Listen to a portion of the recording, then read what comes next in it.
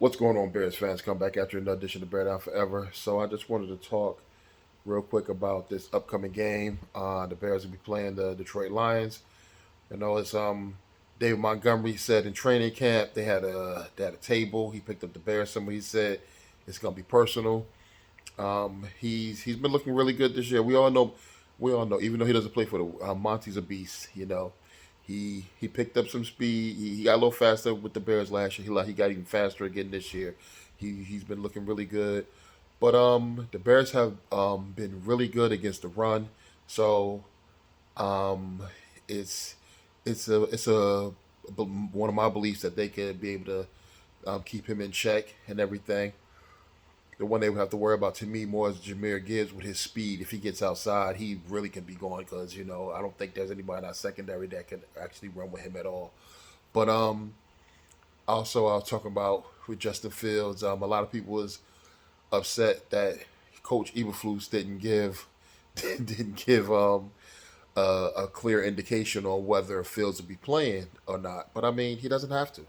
And I mean, the injury report comes out on Wednesday.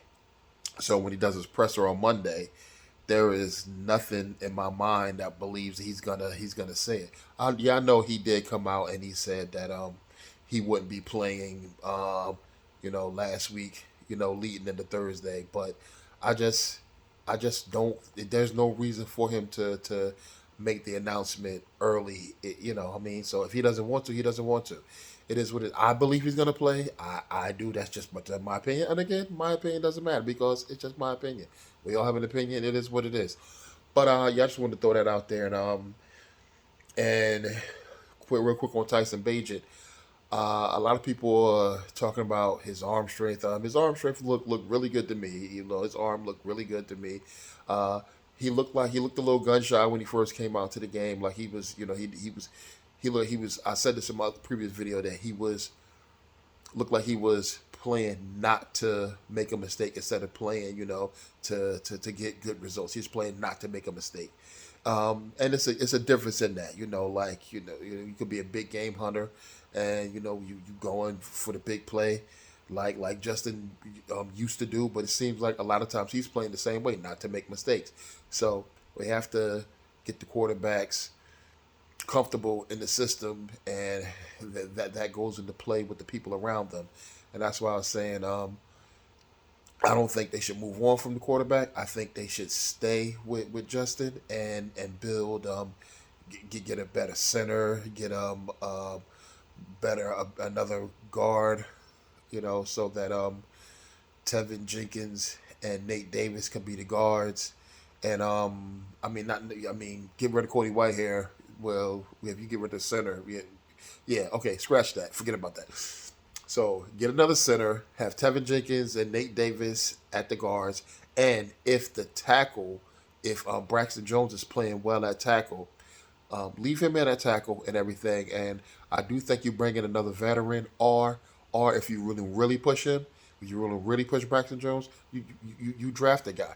I'm not saying you draft one of the guys early, but hey, I mean if you're in that position, and because there's a possibility that um, Marvin Harrison Jr. is not available to us. It's a possibility because I know the way it sits right now, the Bears have the number one overall pick, but there's no guarantee they're going to keep that pick. And if they do keep that pick, there's no guarantee they're going to take the quarterback. I mean, the receiver number one overall. So I'm just throwing that out there. But yeah, so I would love to have Marvin Harrison. He's definitely a phenomenal player.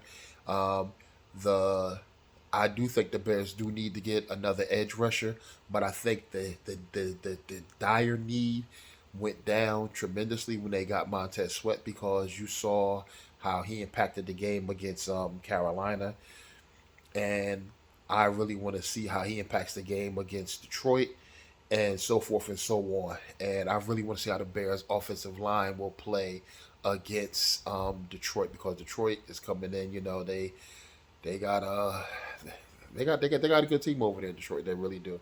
I know Detroit's going to Detroit, but listen, Chicago's been Chicagoing for a long time, and I ain't going nowhere. I love my beloved Bears, and And that's why I bear down forever, no matter what. But I just want to see the Bears turn this thing around and get in the win column. We haven't had consecutive wins in a while, and I would love to see that. I would like to see them go on a little run. I know people say, "Oh, we want 2 picks in the top 5." I don't. I want 1 pick in the top 5. I want the number 1 overall pick, and I want them to, you know, make a great decision with that pick. But I want our pick. I want to pick first and last. That's what I want. I know it's a long way to go, but that's what I want. I want the last pick of the draft every year because that means we win the Super Bowl every year.